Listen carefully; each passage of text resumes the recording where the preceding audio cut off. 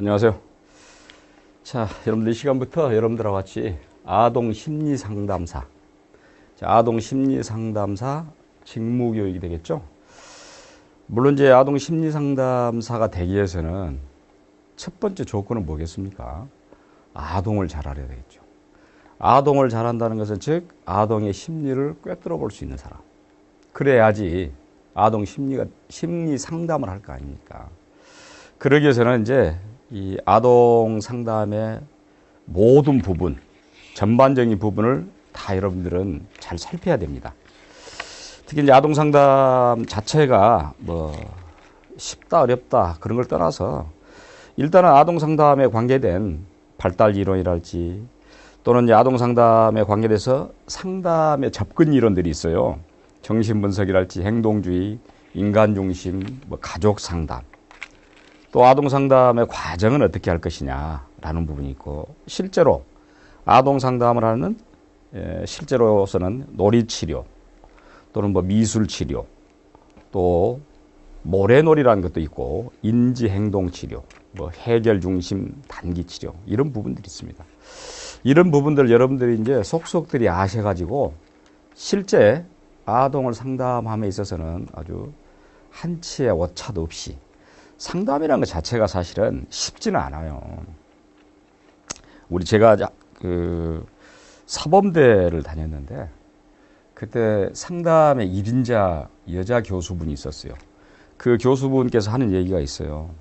정말 자기는 이론도 잘 돼 있고 또 다른 사람 실제로 상담도 잘 한답니다. 그런데 정작 자기 자식은 상담을 못 한답니다. 이유는 상담은 굉장히 냉철하게 이성적이어야 돼요. 근데 자기 자식의 어떤 그런 것들을 보면은 주목이 올라온다는 것이야. 감정이 앞선다는 것이죠. 상담 안 됩니다. 그런 경우는.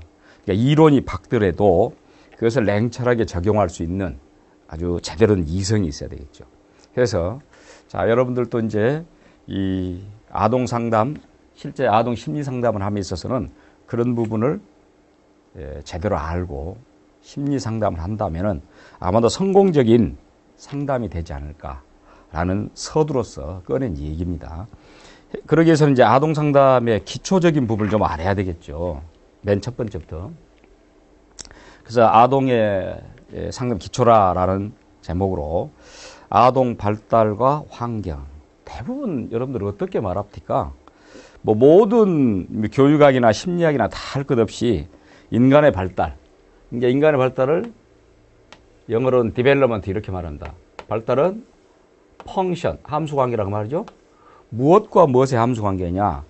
유전은 heredity를 알죠? heredity, 유전과 그 다음에 environment, 환경. 이렇게 말하죠. 그러니까 여기서는 인간의 발달이란 함수관계대 유전적인 것과 환경적인 것.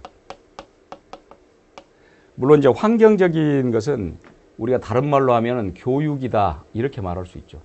교육이다.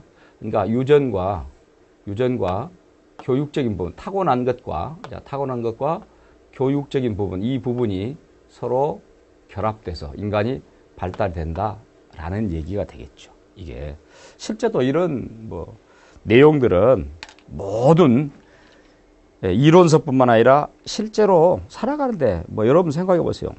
우리 타고난 것 그렇죠?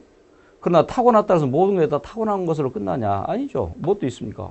환경적인 것, 후천적인 교육, 이것도 선천적인 것, 후천적인 것 이게 합쳐서 결국 발달이 된다라고 말하고 특히 이제 아동 발달에 관계된 그런 이론들은 뭐 학자들이 여럿이 있습니다만은 대표적으로 우리가 특히 초기 경험의 중요성이다라는 것으로 들고 나온 프로이트의 심리 성적 이론이라는 거 있고 프로이트는 5단계로 이야기했습니다만은 그 5단계를 프로이트의 영향을 받고 또 거기에 이의를 제기한 부분도 있으면서 8단계로 그러니까 죽을 때까지 인간은 발달한다 라는 것이 바로 에릭슨입니다.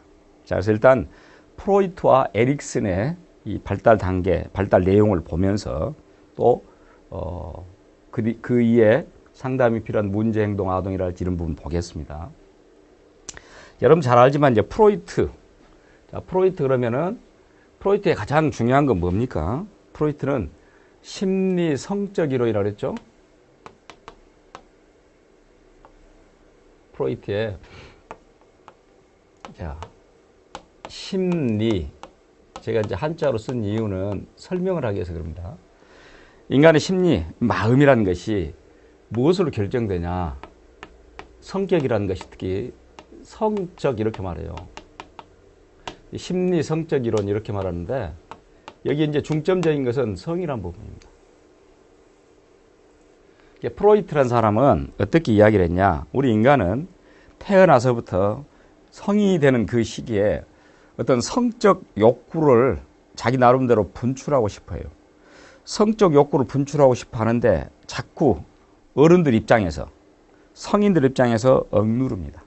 억누르다 보니까 그런 부분이 자기의 무의식 속에 잠재돼 있어요. 잠재돼 있다가 다음에 어른이 돼서는 이제 누군가 뭐 성인이 되면은 자기를 제지할 사람이 없겠지. 그럼 이제 어른이 돼서는 어떻게 할까?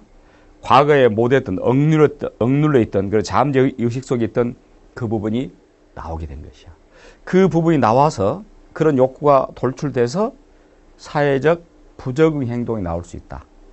그래서 이제 사회적 부적응 행동이 나올 수 있기 때문에 그 행동이 결국은 잘못된 행동이 되겠죠. 그렇게 분석을 한 것입니다. 물론 이제 프로이트라는 사람은 어떤 사람이었어요? 프로이트는 일단은 정신과 의사입니다. 이 사람은 정신과 의사이기 때문에 프로이트에게 왔던 사람은 다 어떤 사람들이에요? 아주 쉽게 말하면 정신적인 질환을 갖고 있는 사람들이에요. 정신과 의사였으니까. 그런 사람들을 조사를 해봤어요. 특히 성욕을 가지고, 성적을 가지고. 그렇게 하면서 특히 이제 프로이트가 그런 애들을 조사해 보니까 초기 경험, 프로이트의 표현하면 남근기라는데, 남근기 3세에서 5세 정도, 이 초기 경험이 굉장히 중요하더라. 그것이 결정되더라. 라고 해서 프로이트는 그렇게 말했죠. 인간의 성격은 인생의 초기 경험에 의해서 형성된다. 그렇게, 예, 그러니까 그게 바로 이제 아동기죠. 대부분 3세, 5세가 되니까. 그걸 남근기라 그러죠. 그때 이미 결정돼 버린다. 그 말이야. 그러니까 지금 프로이트 적어도 프로이트의 이론에 의할 것 같으면 지금 성인이 된 사람들에게 가끔 그런 우리가 주변에서 그런 얘기를 하죠. 야, 너 성격 고쳐라. 성격이 왜 그래? 라고 이야기하는데 적어도 프로이트 이론을 적용한다면은 그건 맞지 않은 얘기입니다. 왜? 이미 결정됐어요. 인간의 성격은 인생의 초기 경험에 의해서 형성되고 결정됐다라고 말하고. 자, 그게 이제 5단계인데, 프로이트의 심리성적 발달 단계에서 먼저 성격이라는 것은 또 그렇게 말했죠. 성격은, 자, 3가지가 작용한다 그랬어요. 이드가 있고, 뒤에 다시 자세히 또 보겠습니다만은, 에고가 있고, 슈퍼 에고가 있습니다. 이거 있는데, 자, 이건 이들 원초화라 그러고, 원초화. 혹은 본능이라고도 합니다. 원초와 본능. 이것은 에고는 자아라 그래요. 자아. 그리고 이것은 초자아라 그러고. 이렇게 해서 늘상 이제 이드가 에고를 괴롭혀요. 이게 이제 원초와 본능이잖아요. 그러니까 왜 너는 본능적이지 않냐? 쉽게 말하면 왜 너는 지금 동물적으로 놀지 않냐, 이렇게 괴롭힌 것이에요. 그러나 우리가 정상적인 상태에서는 자아가 어떻게 그 원초와의 그 강요, 원초와의 괴롭힘에 지겠습니까? 이기지. 왜? 동물이 아니니까. 이렇게 괴롭힙니다. 그래서 에고가 결코 이드의 괴롭힘에 넘어가지 않겠죠. 물론 넘어갈 때에 있어서 술을 마신다든지 이런 상태에서는 아무래도 자아가 약화되죠. 그런가 하면은 슈퍼에고가 또 괴롭힙니다. 슈퍼에고는 양심이나 도덕 이런 것인데 이게 또 괴롭혀요. 왜 너는 정직하지 않냐? 왜 너는 양심적이지 않냐? 그러다 보니까 이 자아는 양쪽에서 이드와 슈퍼의 괴롭힘에 의해서 현실적으로 상당히 현실적 불안을 느끼는 그런 상태입니다. 그래서 우리가 이제 어떤 사람이 건강한 사람이냐라고 한다면은 에고가 건강한 사람, 자아가 건강한 사람이 건강한 사람이다. 이런 결론이에요. 이게 프로이트고. 프로이트는 또 언제? 굉장히 프로이트는 원초와 본능을 중요시 여겼어요. 우리가 여기 아까 성적 이런 말이 나오듯이 본능을 중요시 여기기 때문에 이 본능적인 부분에서 리비도란 단어를 들고 나옵니다. 리비도. 이건 리비도는 성적 에너지. 리비도는 성적 에너지. 그냥 성감대라고 해도 돼요. 자, 이 리비도가 발달 단계 신체의 어떤 부위로 가느냐. 그렇게 해서 5단계로 구분한 것입니다. 그래서 막 태어나서부터 한 18개월 정도까지는 입으로 간다. 입으로, 리비도가. 모든 건 입의 즐거움이야. 먹고, 빨고, 핥고 하는 그런 즐거움이겠죠. 물론 이제 신뢰감과 불신감이라는 게 그래 생깁니다만은. 그 이제 구강기가 되고. 그러다가 2, 3세가 되면 학문으로 갑니다. 아날, 학문기로. 학문 가서 배설 훈련할지, 배설물 보유의 즐거움이랄지, 이렇게 학문기로 가고.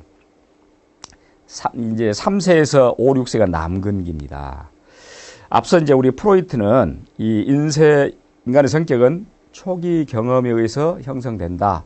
라고 했는데 그 가장 중요한 시기가 언제냐? 바로 남근기입니다. 남근기인데 3세에서 5세입니다. 그러니까 이 3세에서 5세에 성격 형성이 완성된다라고 말할 정도예요. 이걸 남근기인데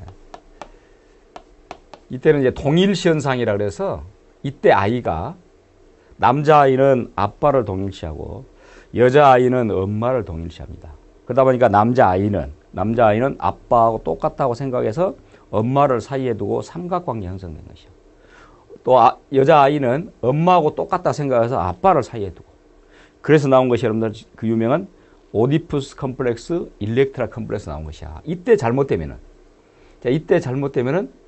그 사람의 어떤 일생 자체가 잘못 전개될 수 있다라고 말합니다. 이때 잘못되면은. 이걸 가장 중요시 여긴 시기예요. 바로 이 시기가 남근기가. 방금 제가 말씀드렸듯이 바로 프로이트는 이런 성적 욕구 그런 부분을 들고 나온 것입니다. 그러다가 초등학교 다니는 시기 5, 6세, 1세, 2세 이때는 잠재기, 잠복기라고 하죠. 그래서 아예 리비도가 나타나지 않아. 그때는 이제 어떤 성적인 그런 에너지가 보여주지 않아요. 그러다가 12세 이후 대략 성인이 되기 전까지 생식기라 해서 정상적으로 남녀 성기로 가더라. 리비도가. 이게 프로이트 이론입니다. 프로이트 같은 경우는 방금도 말씀드렸지만은 굉장히 본능적인 이런 성적인 것을 중요시 여겼어요. 프로이트는 19세기 중반에 태어난 사람이에요. 그래서 19세기 중후반에 21세 나이에 정신과 의사가 된 사람인데 그 당시 19세기는 굉장히 성을 터부시했어요. 성 자체를 터부시했는데 터부시한 성에 프로이트가 이런 걸 들고 나오니까 프로이트 동료, 선후배 아주 프로이트는 혐오의 대상이었습니다. 그 당시는 프로이트는 그렇게까지 두각을 나타낼 수가 없었죠. 왜? 19세기는 성을 억누른 시대였기 때문에. 그러다가 20세기가 돼서 프로이트 이론이 만개를 합니다. 아주. 그리고 프로이트 이론이 물론 프로이트 이론은 과학은 아니에요. 과학은 아니나 프로이트가 환자들을 대하는 임상, 그런 임상 상태, 임상 실험, 그리고 자기의 통찰력 그것이 바로 프로이트의 정신 분석이랄지 이런 부분 나오게 된 것이죠. 뒤에 자세히 또 하겠습니다만은 자 프로이트의 발달을 심리 성적 이론이라고 한다면 에릭슨은 심리 사회 이론이라고 또 이야기하죠. 자 물론 에릭슨은 독일에서 태어난 사람인데 에릭슨은 프로이트의 이론 자체에 영향을 많이 받습니다. 그러나 거기에다가 자기 나름의 또 새로운 이론을 전개시키는데 에릭슨은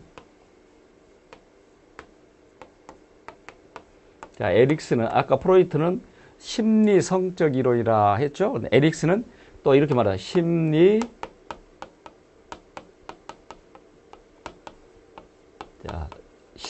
사회 이론이라 그래요. 역시 제가 한자로 쓴 이유는 설명하기 위해서 그럽니다. 앞에 심리는 같은 맥락인데 여기는 사회라 그랬잖아요. 그것은 이런 뜻이에요. 프로이트는 이렇게 말했습니다. 프로이트는 어떤 아이가 아동이 성격이 형성되는데 반드시 아동에게는 부, 그 다음에 모, 이 부모 사이에 끼어있는 아동. 그러니까 거의 삼자에 의해서 부와 모와 삼자에 의해서 형성된다 라고만 봤어요. 그런데 에릭슨은 어떻게 이야기하냐, 삼자뿐만 아니라 그 아이를 둘러싸고 있는 그 주변, 그걸 이름을 소위 말하면 사회적 관계, 이것도 성격 형성이 굉장히 중요하다. 이 사회적 관계가 단순히 부모 사이에 끼어 있는 게 아니라, 그래서 심리사회이론 이렇게 말합니다. 이게 바로 에릭슨이에요. 앞서 또 프로이트는 어떻게 말했습니까? 이드를 중요시 여겼다 그랬죠. 이드, 본능, 원초화를. 그런데 에릭슨은 에고를 중요시 여깁니다. 자아를 중요시 여깁니다. 에고 중시하고. 프로이트는 5단계였습니다. 프로이트는 자, 맨 처음에는 구강기, 그 다음에 학문기, 남근기, 잠복기, 생식기, 5단계죠. 그런데 에릭슨은 거기에다가 3단계를 더합니다. 그러니까 20세에 끝나버린데, 프로이트 같은 경우는 어떤 성격이랄지 이런 발달이 20세에 끝나버리잖아요. 그런데 그렇지 않습니다. 에릭슨은 평생 죽을 때까지 계속 가게 됩니다. 에릭슨은. 그래서 8단계로 말합니다. 5단계가 아니라 프로이드의 5단계에다가 3단계를 더해서 이렇게 8단계를 들고 나옵니다. 이게 차이점이고, 항상 또 에릭슨은 각 단계별로 긍정적인 성격과 부정적인 성격을 결부시켜서 이야기해요. 예컨대 맨 처음에 아까 구강기에 해당되는, 프로이트 구강기에 해당되는 그 시기를 신뢰감 대 불신감, 이런 식으로 한다든지, 이렇게 해서 뭐 자율성 대 수치심. 물론 이제 성격이라는 것은 반드시 긍정적인 성격만 있는 건 아니에요. 사람은 부정적인 성격도 있는 것입니다. 그런 걸 대비해서 했고, 항상 이 갈등, 어떤 갈등 해결을 어떻게 할 것이냐라는 차원. 그래서 에릭슨은 앞서 말한 프로이트의 5단계에다가 그 위에 3단계를 더합니다. 성인 초기, 그럼 대략 이제 20세에서 30세 전후까지. 그 다음에 중년기, 그러면 30세에서 한 50대 중반까지. 그리고 50대 중반 이후는 노년기. 이렇게 해서 에릭슨은 심리 사회적 발달 단계라고 해서 8단계를 들고 나오죠. 물론 이제 방금 제가 말했습니다만은 어떤 성격 이론이 옳으냐, 그것은 그렇게 큰 의미는 없죠. 왜냐하면 옳고 그런 문제는 아니에요. 각각의 학자들이 자기 나름대로 이론을 전개시켰을 뿐이지 그것이 옳다, 그르다, 그런 얘기는 아닙니다. 사실은. 자, 그래서 이제 우리가 프로이트의 심리 성격 이론과 에릭슨의 심리 사회 이론, 뭐 프로이트 같은 경우는 계속적으로 이런 아동 심리랄지 이런 부분에서는, 아동 상담, 아동 심리에서는 계속 거론되는 학자이기 때문에 자세히 또 볼 기회가 있습니다. 그 다음에 상담이 필요한 문제, 행동, 아동. 그렇죠. 원래는 여러분들 상담이라는 것은, 이론에 의할 것 같으면 상담은 그 대상을 보면은 모든 사람이 대상입니다.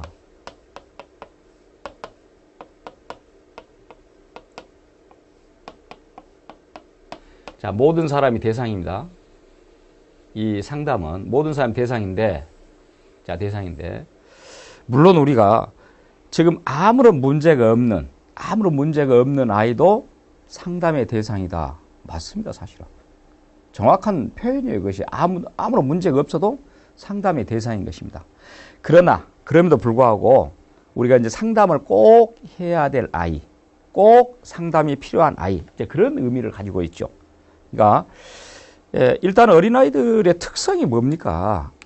일단 행동이 불안정하고 주의 집중이 굉장히 산만하고 짧죠. 정서적으로 불안정하고. 그렇기 때문에 반드시 상담을 해야 될 아이, 그런 의미입니다. 상담이 필요한 문제, 행동, 아동이란 말은 아까 상담의 대상은 다 모든 사람 대상이에요. 물론 치료 같은 경우는 정말로 치료를 요구하는 그런 의학적인, 의료적인 개념이에요, 치료는. 근데 상담은 그런 개념은 아닙니다. 사전에 예방적인 개념이고 그런데, 그럼에도 불구하고 상담이 꼭 필요한 아이들. 자, 방금 그런 얘기 했지만 주의가 산만한 아이들. 해야 되겠죠. 특히 요즘 이제 또 현대병 중에 하나가 자폐아라는 부분이 있어요. 그것도 오늘날 어떤 의학의 발달이 뒤집어서 그런 그림자를 주게 됩니다. 자폐아, 정신지체아. 가끔 보면 여러분들 언어 발달이 늦은 아이들이 있죠. 말이 좀 늦어. 상당히 필요합니다.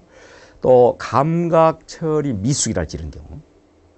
손과 눈과 어떤 협응 능력이 있어야 되는데 협응, 같이 손과 눈과 같이 놀아야 되는데 그게 안 되는 것. 도벽, 거짓말 반드시 해야 되겠죠. 또 틱 증상이라 틱, 야뇨증 이런 것들. 또 학교에 제대로 어떤 유아교육기관이라는 적응하지 못하죠. 당연히 해야 되겠죠. 공격적이거나 충동적인 아동 필요하죠. 전반적으로 발달이 좀 더디다. 학습에 문제가 있다. 아까 언어 발달이 늦은 아이도 있지만은 말을 더듬는 아이가 있어요. 이것도 문제죠. 요즘에 또 심각한 컴퓨터 중독의 문제. 예민한 아이. 또래들과 같이 어울리지 못하는 이런 아이. 우울하고 불안하고 이런 경우는 당연히 상담을 반드시 해줘야 될 그런 대상이 되겠죠. 그래서 이제 아까 말했지만 상담은 모든 사람이 다 상담을 해야 된다라고 하지만은 그럼에도 불구하고 또 상담을 할 필요가 있다. 반드시 그런 얘기가 있고. 그다음에 아동의 환경에 대한 이해. 왜 그러냐면은 아까 우리 그런 얘기 했잖아요. 환경과 유전적인 것과 환경이 결국은 발달을 좌우한다 이런 얘기였어요. 그럼 과연 환경이라는 것이 이 아동들의 발달에 있어서 문제아를 양산한다는 이것은 환경이 굉장히 중요하다는 얘기죠. 그래서 인간의 발달은 아까 말한 요즘 특히 변화하는 환경들 이런 것들이 다른 시대에 비해서 훨씬 격변하죠. 지금 이런 부분입니다. 그래서 이제 특히 가족과 부모라는 측면에서 보자면은 부모 어떤 맥락에서는 아동의 환경 중에서 가장 결정적인 영향을 미친 게 부모죠. 다른 무엇보다도 아주 인적인 그런 요소로서 특히 이제 현대사회는 과거와 달리 자녀의 이 양육은 부모의 공동 책임이다라고 해서 부모가 중요한 것이고 그리고 맞벌이 가족. 지금 현재 우리나라의 맞벌이 가족을 통계치로 내놓으면 물론 반은 안 됩니다. 반은 안 되고 3분의 1은 넘고 대략 한 40% 정도 된다 그래요. 그러다 보니까 이제 아이와 부모가 떨어져 있을 수 있는 시간이 많아지잖아요. 그래서 이제 거기에서 문제가 야기된다라는 것. 다문화 가족. 요즘 또 여러분들 다문화 가족은 10쌍 중에서 결혼 이주자 중에 10쌍 중에서 한 쌍이 다문화 가족이라고 해요. 그 정도로 다문화 가족이 많아요. 그럼 다문화 가족이 많기 때문에 거기에서 문제가 생길 수 있는 환경 문제. 그렇죠? 언어 문제, 또 학업, 또 또래들과 어울리는 문제, 이혼 가족. 제가 정확한 통계는 못 봤습니다만은 우리나라도 꽤 이혼 가족이 많습니다. 그로 말미암아서 아동의 환경 결핍. 또 이혼하고 나서 또 어쩝니까? 이혼하게 되니까 또 재혼도 빈번해지죠. 재혼하게 되면 환경이 달라지잖아요. 과거 환경과 달리 또 다른 환경에서 살아야 되니까 그런 문제. 한부모 가족, 편모, 편부 이런 부분. 그런 아동의 환경에 대한 이해가 제대로 이루어져야지 역시 또 그런 맥락에서는 아까 말했듯이 이렇게 아동을 상담함에 있어서 이 환경적인 부분 굉장히 밀접한 관련이 있죠. 환경이 만약에 선천적인 헤르더티 어떤 유전적인 부분, 유전적인 부분이 제대로 갖추어져 있다 손 치더라도 환경이 잘못 제공되면은 결국 발달에는 문제가 생길 수 있다라는 것. 물론 아동의 환경이라는 것은 이런 게 방금 말했던 가족에 관계된 그런 환경만 있는 건 아니죠. 가족과 부모만 있는 게 아니라 또 어떤 환경도 있겠어요. 그 밖에 사회 환경이라는 거 있어요. 사회 환경을 가지고 또 사회과 아동을 보자면은 앞서 봤듯이 이제 아이들이 부모와 같이 있는 시간이 점점 줄어듭니다. 줄어들다 보니까 다른 여타의 환경이 그 사이에 끼어들겠죠. 거기서 야기되는 것. 그런 사회 환경과 아동과의 관계를 보자면은 학업 성취 압력과 아동기의 실종. 학업 성취 압력. 우리 사실 여러분이나 내가 학교 다닐 때 늘상 이제 이야기하는 게 그런 거 아닙니까? 부모들의 입장에서는 뭐라 그럽니까? 공부해라, 공부해라, 공부해라. 정말 지겹도록. 공부해라, 공부해라. 공부를 꼭 잘해야 출세. 그래서 또 그런 얘기도 하죠. 학교의 우등생이 사회 열등생이다. 물론 그건 맞지 않습니다, 사실은. 학교에서 공부 잘하면 사회에서도 출세해야 되겠죠. 그럼에도 불구하고 특히 오늘날에 출산율이 낮다 보니까 이 부모의 기대 수준이 높아집니다.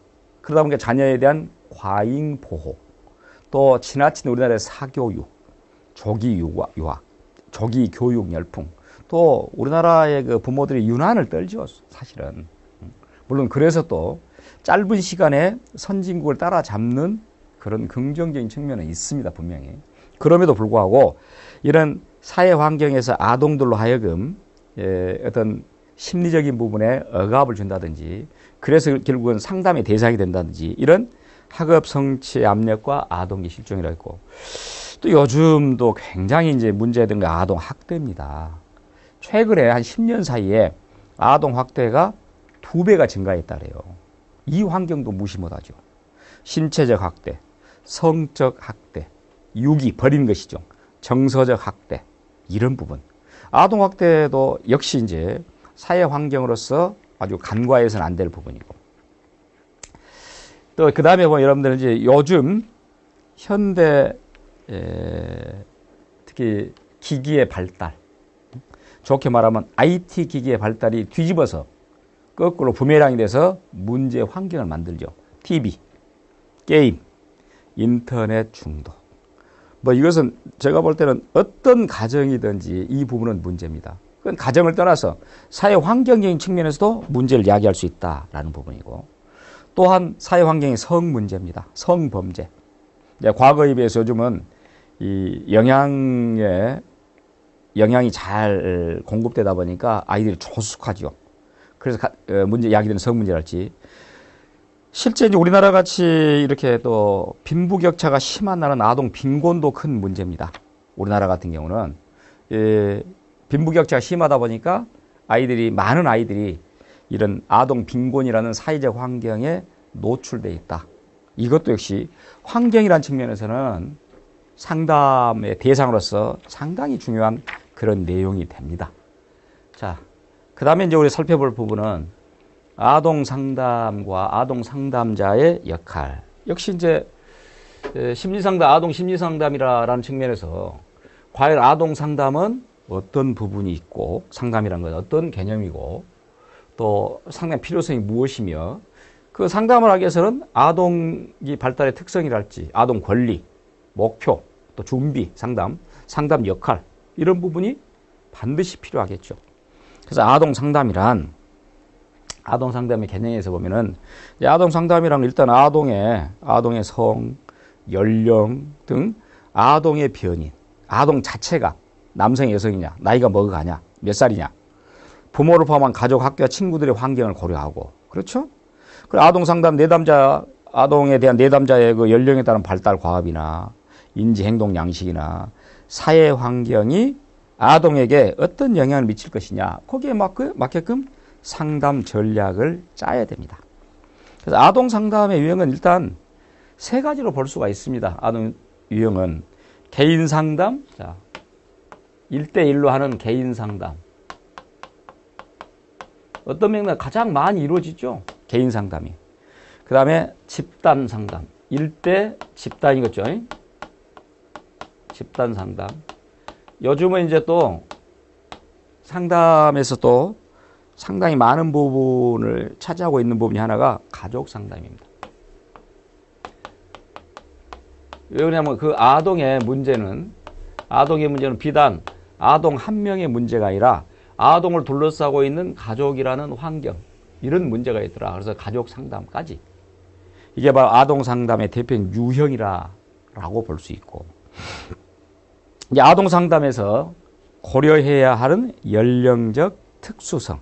그 말은 무슨 말이냐면, 아동이라는 것은 일단 우리가 학령이라는 그런 측면에서 보면은 대부분 이제 나이 자체가 어떻게 되어 있습니까? 나이 자체가 뭐 유아기에서 학령기니까, 이제 학령기라 그러면은 12, 13세 정도까지, 물론 청소년기도 어떤 면에 아동으로 들어갈 수 있겠지만은, 그런 아이들이 갖고 있는 연령적 특수성이라, 그 연령적 특수성에 의할 것 같으면은 일단 아이들의 가장 먼저 언어 표현이 미숙하죠.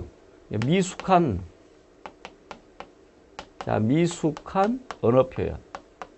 아무래도 아직은 연령적으로 세련되게 말을 할 수 있는 그런 시기가 아니니까, 그래서 문제를 야기할 수 있고, 또 상담 자체, 왜 상담이 필요한가 라는 상담의 이해 부족.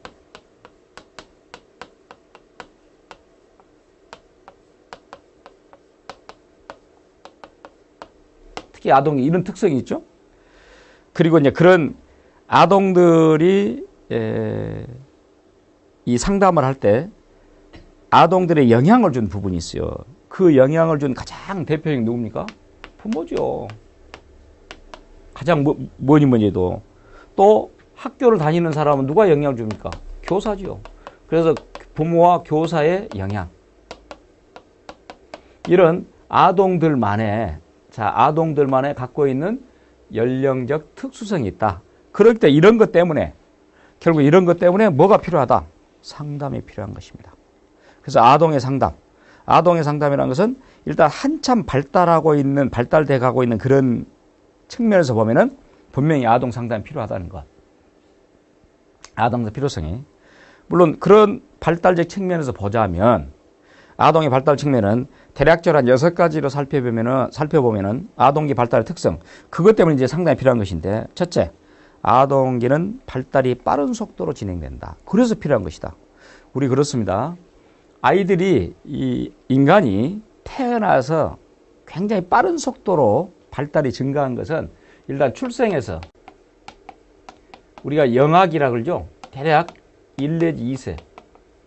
이때 외형적인 부분이랄지 굉장히 빨리 이 발달이 빨리 진행됩니다. 그러다가 조금 덜하다가 12, 3세. 다시 말하면 청소년기입니다. 또 이때 굉장히 발달이 빨리 진행됩니다. 이런 시기에. 이게 이제 그래서 이런 빨리 진행되는 것 때문에 그때 빚어진 문제점. 그래서 필요한 것이에요. 아동기는 신체적, 정신적, 사회적으로 미숙하기 때문에 역시 상담이 필요한 것입니다. 발달적인 측면에서. 아동은 지적, 정서적, 사회적, 신체적 영역은 상호 보완하면서 특히 아동, 우리가 초, 중, 고 그런 시기를 전인교육이라 그래요. 그래서 전인교육이라는 전인적 발달, 이게 필요하기 때문에. 또 아동기 때 고치지 않으면은 성인이 돼서 고칠 수가 없습니다. 그래서 그 말은 아동기 때 상담을 통해서 고친다면, 교정한다면은 효과가 크기 때문에. 또 발달적, 환경적으로 취약점을 가진 아동의 회복력은 보호 요인들과 상호작용해서 달라질 수 있다. 어떻게 보호해 주냐라고 해서 잘못된 것이 빨리 회복될 수 있는 것. 또 개인차. 아동들은 또 개인차가 상당히 많습니다.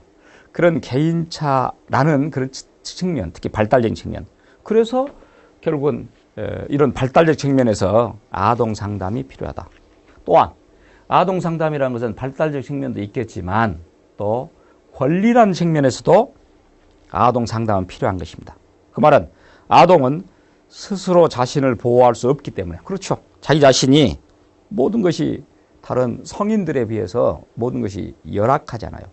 열악하기 때문에 스스로 자기 자신을 보호를 못한다 그 말이야. 그렇기 때문에 아동의 발달을 고려하여 최소한의 보장을 해주는 것, 그걸 소위 말하는 아동의 권리라고 말합니다. 특히 2010년 5월에 유엔에서 아예 아동 권리 협약이라 아동이 누려야 되는 권리 이런 거 들고 나왔습니다. 그 말은 결국 뭐냐? 우리 사회가 이 아동의 삶의 질을 향상시키고 그런 것들 최우선 관심을 두자는 것이지.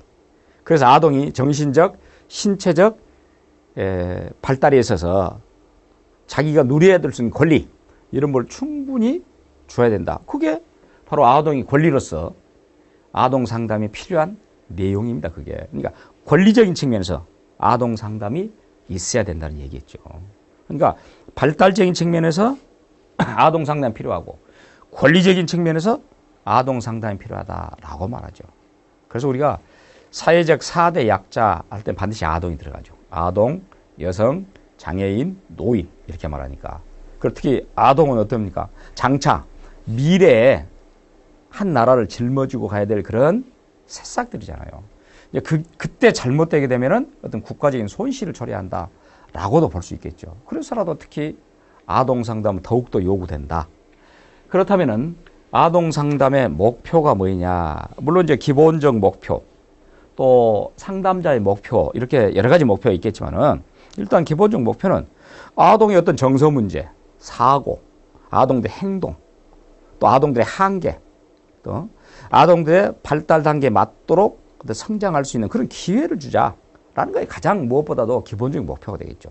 그럼 상담자는 이런 아동들의 행동이 어떤 부분에 원인이 있는 것이냐 이런 것들을 뭐 가설을 세워서 해본다든지 또 어떤 이론적 근거에 의해서 또 관련 문헌에 의해서 모든 것을 찾아내서 상담자가 이런 아동 상담 목표를 정해서 가는 것입니다. 그런 것들이 이제 아동 상담 목표 되겠고, 그다음에 아동 상담자가 지금 여러분들 특히 이제 아동 상담자, 아동 심리 상담자 이제 그런 맥락에서 여러분들이 하려고 하는 거 아닙니까? 그렇다면은 아동 상담자가 되기 위해서는 어떤 준비를 해야 될까? 크게 세 가지 정도로 이야기합니다. 아동 상담자가 심리 상담자일지 아동 되기 위해서는 보세요. 첫째, 아동 경험하기. 그렇죠. 아동을 모르고서 아동 상담을 한다는 것은 있을 수 없는 일 아니에요. 그렇죠? 그러니까 아동 상담자, 아동과 함께 생활하는 경험을 통해서 아동이 아이들의 세계에 친숙해지고 익숙한 상태에서 상담을 하는 게 좋겠죠. 그러니까 실제 아동 속에 들어가 봐야 되겠죠. 내가 어른이잖아요, 상담자는. 근데 아동을 모르잖아. 그럼 아동이 어떤 상태에 있는 것인가? 아동을 경험해야 되겠고. 또 그러기 위해서는 아동 상담을 하기 위해서는 각종 아동 상담에 관계된 이론들, 이런 공부. 물론 이제 뭐 정규 대학에서 한다든지 석박사로 한다든지 또 뭐 심리학, 아동학, 교육학, 사회복지학 이런 부분들, 뭐 발달적, 심리학 이런 부분들을 충분히 이론적으로 습득을 해야 되겠죠. 그래야 아동 상담이 이루어질 것이고. 거기에서 그치지 않고 실제 이제 수련 과정도 겪어봐야 돼요. 실무를 하기 위해서는 수련 과정이 또 필요하겠죠. 수련 과정이. 다시 말하면 뭐 임상 경험도 해보고 또 실제 자기가 아이들에는 슈퍼비전이라고 그러죠. 이런 부분도 해보고 이런 전문적 수련 과정을 거쳐서 아동 상담사가 돼야 된다는 것. 쉽지는 않습니다. 아동 상담자가 된다는 것이. 그래서 이제 아동 상담자는 방금 말했듯이 이제 그런 아이들을 잘 이해해야 되겠고 경험해서 또 이론적으로 나름대로의 무장을 해야 되고 실제 수련, 실제 가서 실험 실습이라 해야 되겠죠. 그런 실습도 해보고 이렇게 해서 하는 것이고. 그럼 과연 아동 상담자라는 것은 어떤 역할을 갖고 있어야 될 것인가? 대략적으로 아동 상담자가 한 4가지 정도의 역할이 있는데 아동 상담자는 일단 가장 먼저 해야 될 부분은 상담 환경을 준비해야 되겠죠. 그렇죠? 그러니까 일단은 그 상담사가 제대로 되기 위해서는 어떤 편안한 상담 환경을 조성하고 또 그 내담자 아동하고 친밀한 환경. 물론 이제 상담에서 그런 걸 래퍼의 형성이라 그럽니다만은 그렇게 해야 되겠죠. 그러니까 아동 상담자가 아까 말한 대로 아동들을 제대로 아동 내담자를 제대로 하기 위해서는 어떻게 해야 되겠어요? 당연히 아동이 편안하게 이야기할 수 있는 그런 미리 상담 환경을 준비해 둬야 된다라고 말하고 두 번째로는 또 아동 상담자가 해야 될 것은 사례 진단과 상담 계획이라 그래요. 이 사례 진단이라는 것은 케이스입니다. 자, 사례 진단과 상담 계획 그런데 일단 케이스 실제 이제 상담을 하다 보면 그와 유사한 그와 비슷한 그런 사례들이 많겠죠. 이런 걸 미리 어떤 아동의 문제를 파악하고 또 그렇게 해서 어떤 다양한 개선 방안이랄지 이런 부분을 미리 이 상담자가 알고 있으면서 충분한 역할을 할 수 있게끔 해야 된다라는 것이고, 뭐니 해도 제가 아까 말했지만은 제일 중요한 것은 이 상담자가 아동과의 관계 형성입니다.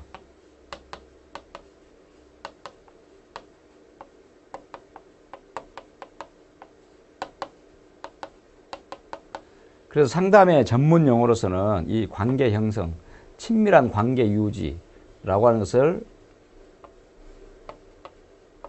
이것을 레포라 합니다. 레포를 형성한다. 친밀한 인과관계. 그렇게 해야 아동이 자연스럽게, 그러니까 뭐 상담사를 기피한다거나 어려워한다거나 무서워한다거나 상담이 안 되겠죠. 그러니까 다른 무엇보다도 이런 아동과의 관계 형성이라 이런 측면이 굉장히 중요하죠. 신뢰입니다. 신뢰 이것은. 그러니까 아동이 스스로 상담자를 편안하게, 진실하게, 안전되게. 그렇죠? 그래서 이 상담을 하는 그런 부분에서 또 아동들에게 그렇게 해야 되겠죠. 내가 지금 이렇게 상담을 해주는데 이런 내용들은 너와 나하고만 아는 거야. 우리 비밀이야. 라고 해서. 그래서 그럼 결국은 아동 내담자 입장에서는 어떤 생각을 갖겠습니까? 신뢰가 간다. 믿음이 간다.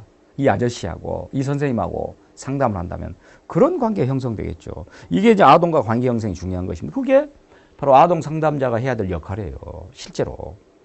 물론 이제 아이와 이런 관계를 갖기도 합니다만은 아동은 어차피 보호자가 있죠. 누가 있습니까? 부모가 있죠. 그래서 부모와의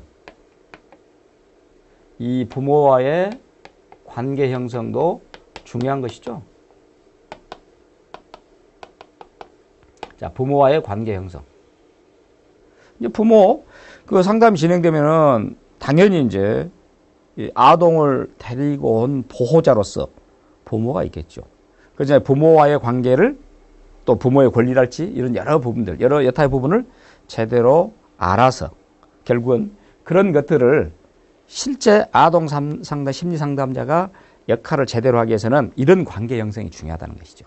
자, 이런 부분들이 바로 이제 첫 번째 우리가 아동 상담이라는 부분입니다. 맨 첫 번째 아동 상담 기초에 해당되는데 이런 부분을 제대로 인지하고 아동 상담에 대한 이런 부분을 인지해서 실제로 이제 아동 상담에 임하면 되겠습니다. 물론 이제 이 아동 상담에 관계된 실제 아동 상담은 어떤 이론들이 어떤 이론들이 있을 것인가 그런 이론들을 중점적으로 살펴보겠습니다. 감사합니다.